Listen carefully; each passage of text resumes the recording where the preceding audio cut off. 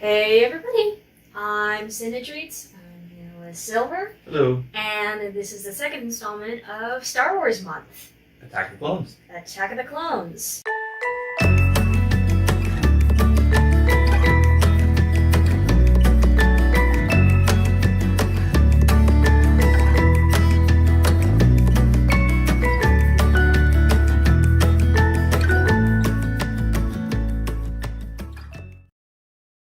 This one is the only Star Wars movie I honestly and sincerely believe should not exist. I'm a big Star Wars fan, and it's pretty forgettable. I honestly don't remember what happens in this movie. There are only two things that humans on the planet Earth remember about this movie, and I'll fight anyone who says otherwise. Count Dooku fight. Oh yeah, Count Dooku's in this one. And the clones. Right, and the clones on Camino. Okay. No, not on Camino. When they show up in the third act. Oh yeah. The last 20 minutes of the movie. Right, okay, yeah, sure. Literally. Right. Attack of the Clones has like 0 clones in it. For most of it. This movie could be boiled down to a TV segment of 30 minutes. Probably less. Of the actual important, memorable things. That's probably correct because I don't remember anything. Yes, you do. The one thing I know you remember and get all uppity about is Yoda finally donning his lightsaber. Okay, so when I think of Yoda with a lightsaber, I think of his fight with Palpatine, but I guess his fight with Dooku must be in this one, and totally not the next one. Well, no, they axe off Dooku in the first 12-15 minutes of the movie in the next one. That I do remember because I was super pissed. No, yeah, that I totally remember. But Christopher Lee gets axed off with an appropriate face, mind you, of fucking Christopher Lee. What? All right, bring it back. That's not Attack of the Clones. Attack of the Clones. All right, yeah. Right.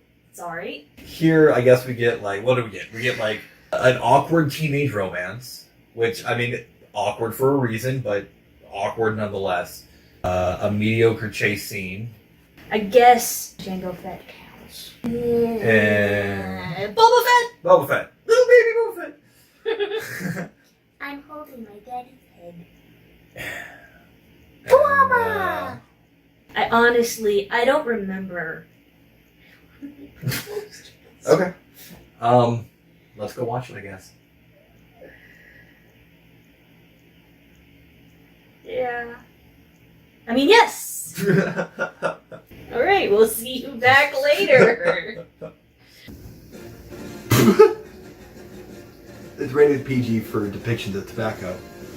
You want to buy a death stick? You don't want to sell me any. I don't want to sell you any death sticks. You want to go home and rethink your life. I want to go home and rethink my life.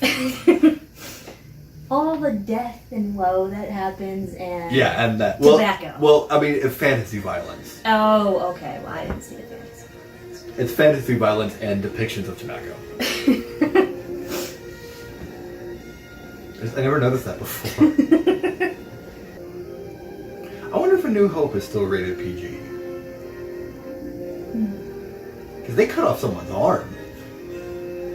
Yes. And you can, like, see... Oh, yeah, you see it. It's there. I mean, it's very obviously a prosthetic, but, like... Yeah, but they still use blood and stuff. Yeah, they do. And the only other time that... What? The only other time you see that is... Like, when something's lopped off. Specifically, not like other ones. Something's lopped off. Is Darth Maul, isn't it? With the spray of blood. Because you don't see it with Anakin. You don't see it with Luke. Yeah, you don't really see it with Luke. He's beat up and he's greasy and stuff like that, but there's no like active blood anywhere. Yeah. Rey didn't lose any limbs, shame on them. Shame. And Kylo does show blood on his face after he gets hit, but he didn't lose a limb, so it doesn't count. Yeah, oh, and that big wound that he has like in his side that he's like punching during this. That was a blaster bolt. Yeah, it's still bloody though. It is still bloody, but we're talking about lightsabers.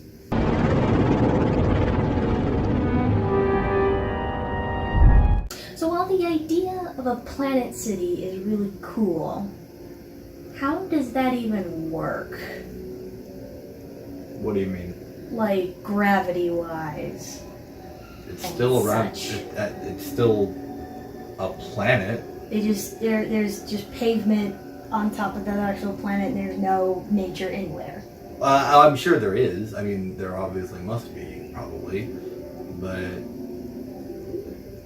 I don't know. Coruscant especially kind of brings to this point that I really don't like in Star Wars of like homogenous monoculture.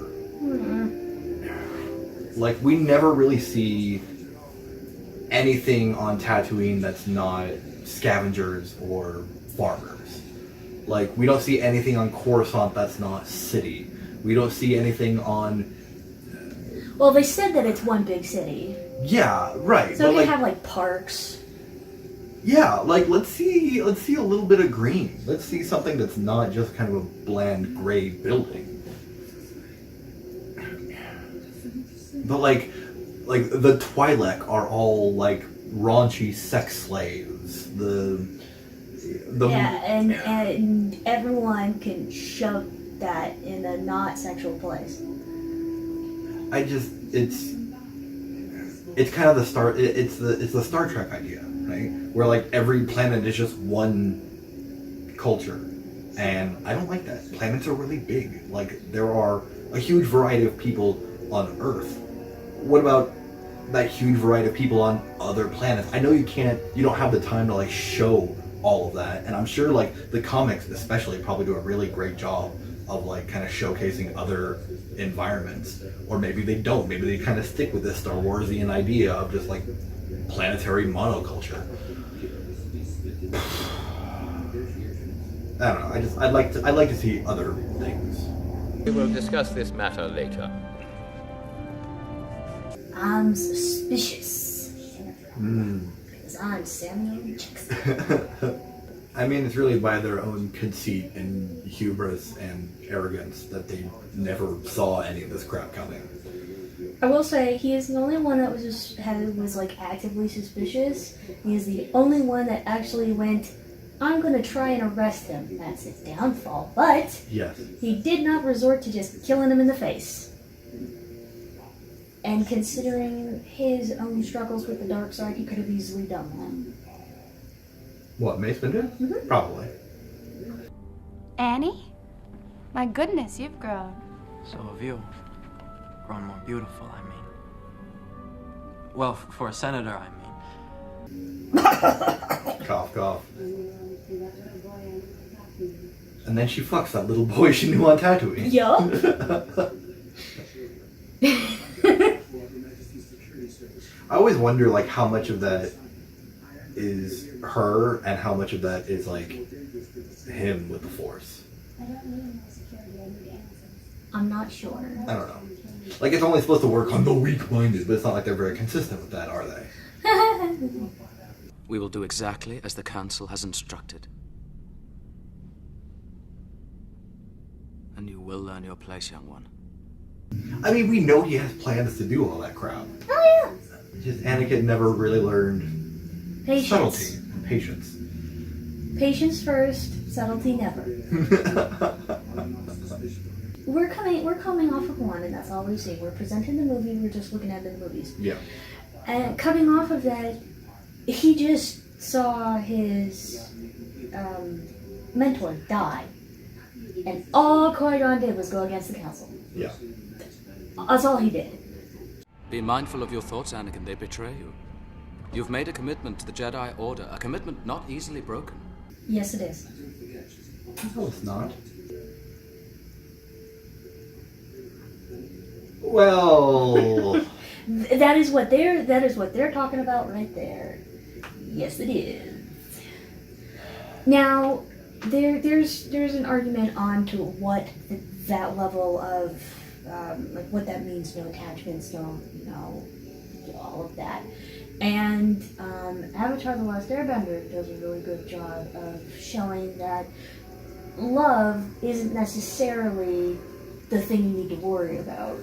That he still loves Katara and has a family with her and kids and all that jam. But at the stage where we were before, it was clouding his mind. It was clouding his judgment and his focus. yes. And that's what you don't want happening. Yes. So there's questions of whether or not this kind of stuff would have been okay depending on how it was looked at. But they are kind of very puritanical about everything at this point in the history. Yeah, kind of.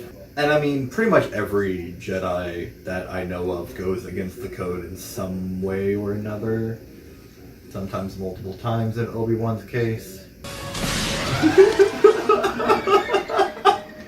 I love that every time. No time for thinking. Whoosh! I also really hate that Jedis are so easily recognizable. On any planet, this one makes sense. The whole idea of Ben on Tatooine was that he was in hiding. He was a nondescript person. And then, for whatever reason, they made that outfit the Jedi uniform. And I mean, when we go back to Tatooine in 1, nobody recognizes that. They make a point of saying that, well, you could be a Jedi. Why are you acting like a Jedi? In this sense, if they do it later on in the movie, I will give it to you. I'm not on Tatooine. If they do it later on in the movie, because apparently nobody on Tatooine can tell. I mean, they're on the Outer Rim. Like, it's not like they see a whole lot of people. This chase goes on for a really long time. Yeah, it does. There's also no tension. Okay, so like what I mean by that? Like, we know how the story ends. We know where Anakin ends up. We know where Obi-Wan ends up. We know what happened to the... Well, we kind of know what happened to the Jedi, sort of. Like, the tension is, like, how that story takes place and not necessarily the story itself. But this one in particular is very... It's a lot of unnecessary stuff. It's fairly dry about it, too. Yeah. You can have exciting, unnecessary stuff. Sure. It's kind of like this... It's like the opposite problem of what I have with Coco. Mm-hmm. Where every single scene in Coco drives the plot forward, and while that's good in a narrative sense, you start kind of looking at it like, oh, this character's just here for exposition, this character's just here for exposition, blah-de-blah-de-blah-de-blah. You know, you're kind of going to hit your marks on okay, whatever. Here, there's no... There it is, R4. Right where it should be. Our missing planet Camino. And then he just conveniently lands in the exact spot he should. I know, like, the Force and all that crap, I get it. Oh, no, that's not what I'm talking about. This movie's already boring enough without him landing on one of those wrong platforms over there and him having to go Excuse me. Excuse me. Is this who I need to... No, it's that... Okay, okay, thank you. And then 4 platforms later, finally ends up where he needs to be. They're doing a good enough job making this boring as is. I don't like sand. It's coarse and rough and irritating, and it gets everywhere. Oh, this is it. This is the whole I don't like sand thing. Yeah. I never remembered where it came from, so I thought he made like a really big deal about it, but it's very nonchalant. No, yeah, it's very like, you know, I don't really like sand, but I like, because he fucking grew up on Tatooine. Right. Like, it's all fucking sand. One eternity later. Have we gotten to the arena yet? Nope. Okay.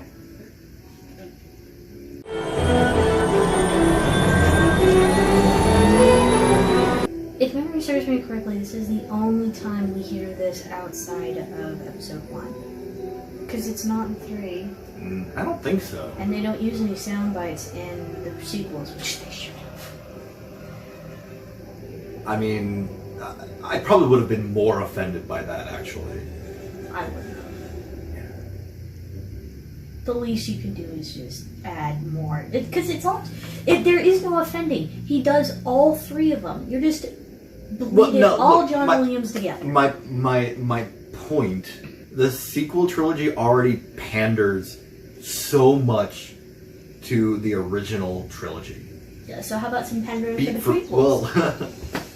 well, Pander to my I don't prequels! know.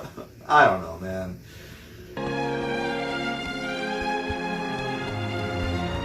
We're at the arena. Hey! Yay! It's interesting again. Oh shit, nobody noticed them. Not a. They're freaking everywhere, and nobody noticed.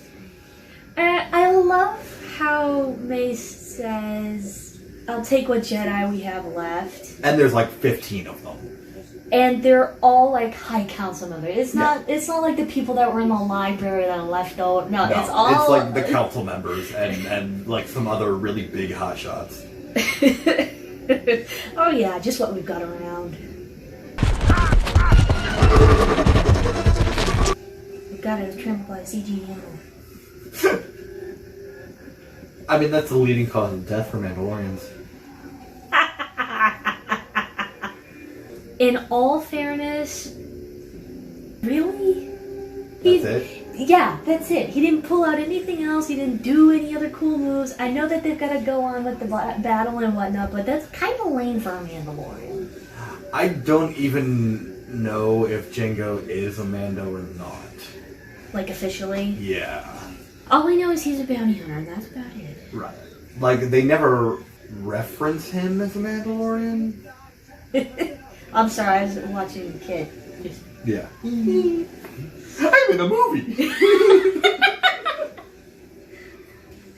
At least he gets to smile in this one. Right. Versus what they do to him in the third movie. Poor guy. Ah! Love it. Best lightsaber in the series. A lot of people had issues with it. Most people can suck it.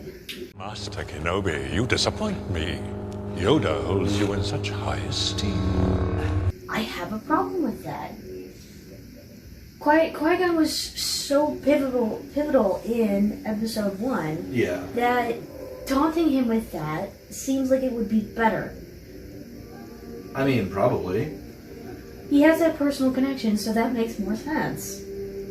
And at the same time, I don't think Dooku really knew Qui-Gon when Qui-Gon knew Obi-Wan. He still knew Qui-Gon, and he knew his standards. And he knew that Obi-Wan was his apprentice, so he at least knows that Qui-Gon was willing to take him on. Time for the raid.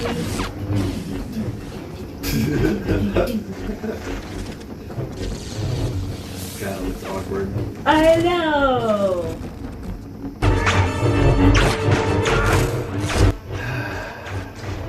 Okay, we've already gone over this. We've gone over this multiple times. I'm still gonna groan when it happens. I'm still gonna speak my piece about it. If you are a small person like that, and you have athletic abilities like Jedis typically do, this is how you'd fight. Yes, he's old, and at this point probably shouldn't be doing any fighting at all. And I agree with you on that. But if he has to, I agree with how he's fighting. This is how he would fight. And I agree with many of your points. But he shouldn't at this age. He is like 870 years old. I know. Really fucking old. And I mean, Count Dooku is too. Not 870. Well, no, but in human years he's really bloody old. And the whole point he did that is because he was tired. He had 2 really intense, heavy fights that didn't last very long. And he's like... and Yoda is like, oh, I'm too old for this shit. He still tried, but, you know, they at least throw that in at the end. Like, oh! Just coughed up my lungs there. Is it like a solar sail? Basically. Why does he need it? I don't know. Is that versions of gas? Don't want to run out of gas. Well, I don't want to run out of sun. It was boring as shit. Yeah. I legitimately don't remember it being that boring. Oh my god. But like nothing happens, and then Yoda fights Dooku. It's and that's it. That's the whole movie. It's filled with a whole. It does have important plot points in it, but it's filled with so much nada. There's so much nothing. It was the bottom of the Star Wars movies. Like it was the bottom of. Now it's really the. No, it has welded itself to the floor. Okay, all right, okay. You can't have a movie be over 2 hours long and nothing happened. There's a little bit at the beginning and there's a little bit at the end, but most of the movie is that is unacceptable. I'd rather it be filled with bad than be filled with yeah. Because at least I can be like, oh god, this is so bad. I mean, okay, so like if a movie is just actively bad, we could just like eat popcorn and make fun of it. Like that's where the fun in a bad movie is. This is just boring. It's like, how would I describe it? You know how in Psycho there are these kind of long bits that kind of drag on for a while. Yes. It's like that, but over 2 hours. And no atmosphere. Right. It's like taking a melatonin. Yeah. The movie is like the experience of taking a melatonin. You start off, okay, I just took this is alright, and then you start, and then you wake up at the end going, oh yeah, ooh. Okay, there's one good thing that came out of this movie. I had an idea to make an official Cinatreats Star Wars tier list video. Ooh. And this one's probably at the bottom. Like I said, welded to floor. If you like this movie, cool great. Beans for you. Good for but you. My god, this was... I would rather it have been bad. And that's why The Last Jedi goes above this one. Because I would rather it have been bad than boring. Jesus. I mean, Will, I think we'll disagree on that. Jesus. I think they're equal at the bottom. Like that, I really don't like being bored in a movie, and I really don't like being bored in a movie that's this long. Yes, I mean, I agree. If it's forgiving, perfect example is Jurassic Park 2. Okay. Jurassic Park 3, people really like, even though it's dumb, it's stupid, and it's mostly boring, but it's forgivably short. Yes. Whereas Jurassic Park 2 is long, is so but long, and boring and dumb and stupid. Okay. Prefer 3 because it's forgivably short. This is not forgivably short. And we can disagree on that, and you guys can disagree on that. That's totally fine. That's just my thoughts. Disagree in the comments. Yeah. Alright, we'll see you guys on episode 3. Stay safe, stay sweet, and remember... Lost a planet, Master Obi-Wan has. How embarrassing.